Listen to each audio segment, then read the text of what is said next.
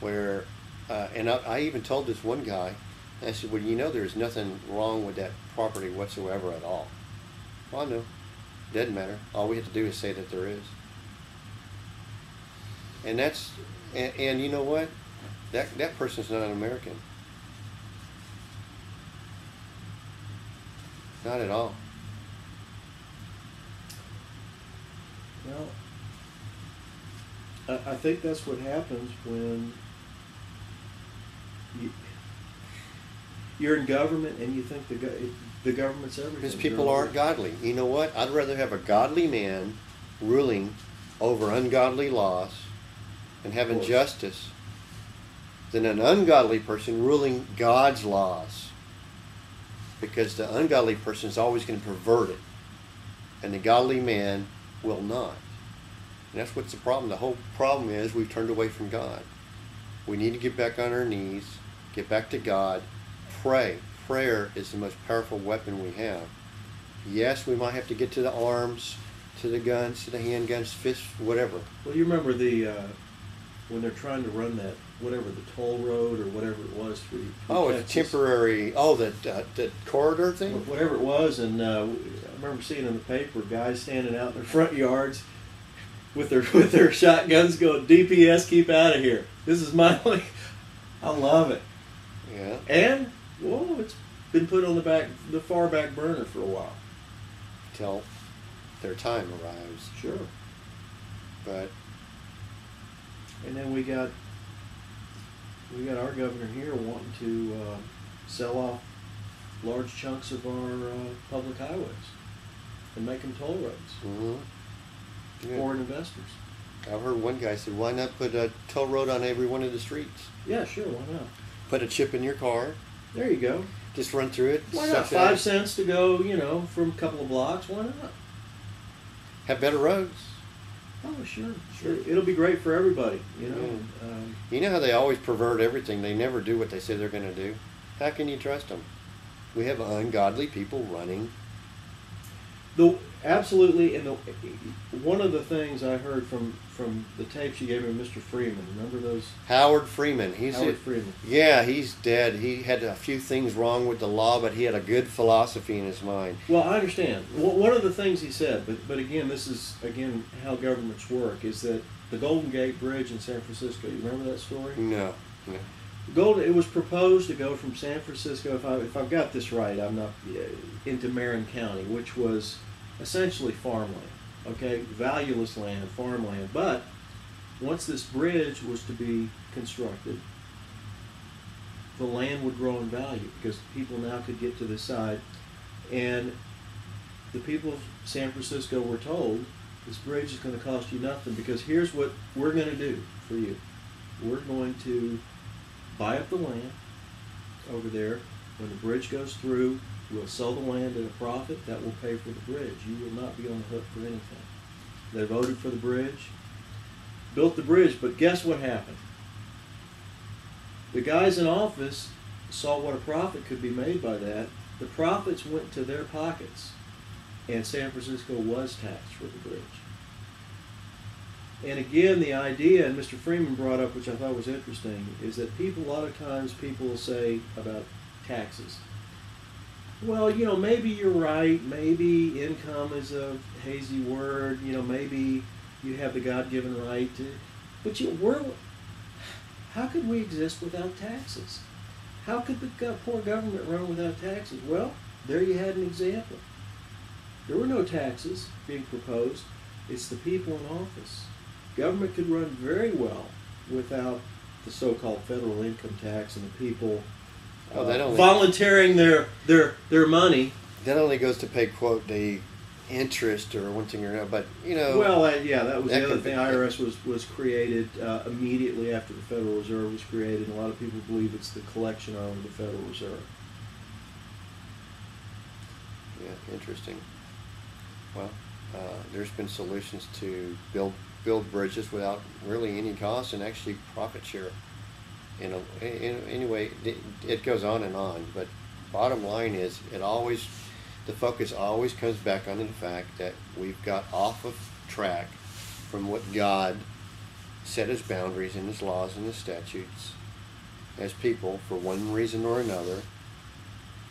And it's a slippery slope once you cross it. You know, you got to give, even though the Muslims are kind of whacked out, I mean, you got to give them credit for their banking system. They don't allow interest, right? Yeah. That essentially, if you want to borrow money, you can do it. They'll go into business with you, maybe charge you a fee, but interest is forbidden in their religion. Like Sharia law. Yeah. Mm-hmm. But we're too ashamed to say, you know, no, God says this. We can't as a country do this because God says this. Oh my God, let's not offend people. Church and state, all this crap. Run it godly. Yeah. And you'll have an abundance. If my people, yeah. Mm-hmm. We need to turn back to God, and He will heal the land. And we will see abundance. We will see prosperity. Because it's promised. Yeah, it is promised. But the thing to remember, though, this time probably gonna be the last time, because the remnant that are here are gonna stay and remain, be forever with the Lord. There's gonna be a judgment day, and these people that it grieves their heart to follow God and His nature and call Him all these names and stuff, they're going to be dealt with. They're going to be destroyed. And these false preachers. Well, eventually, yeah. Yeah, well, that's what I'm saying is we've had all these centuries to fall in line. There's a due date. And some people, there's a book written years ago, is God past His due date? Well, now God is on His timetable, just like He said He was. And it's man that makes fun or makes light of the fact that God is a promise keeper. Because if people really understood, and I don't know if you really understand or not, but if people really understood the Bible love story, why Jesus had to come, and that God is a promise keeper, perhaps they would wake up and start, changing their evil ways.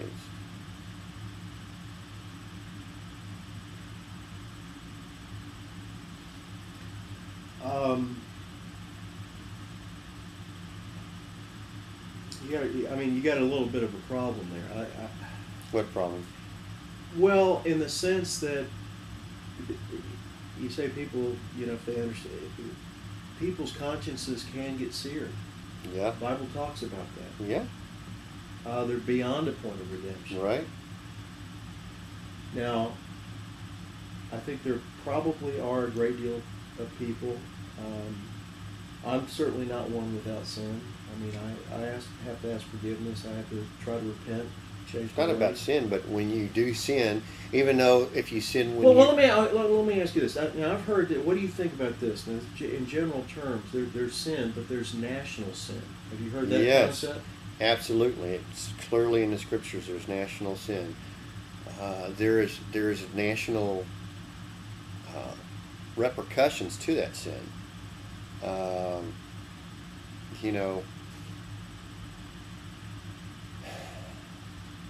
It all comes back down to tolerance.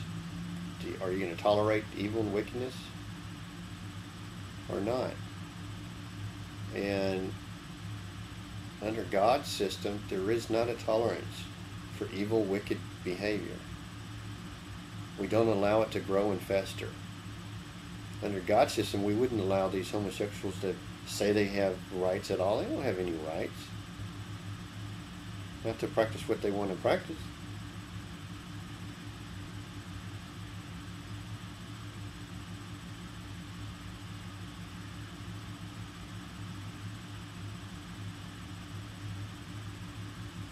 Well, you actually hear a lot of.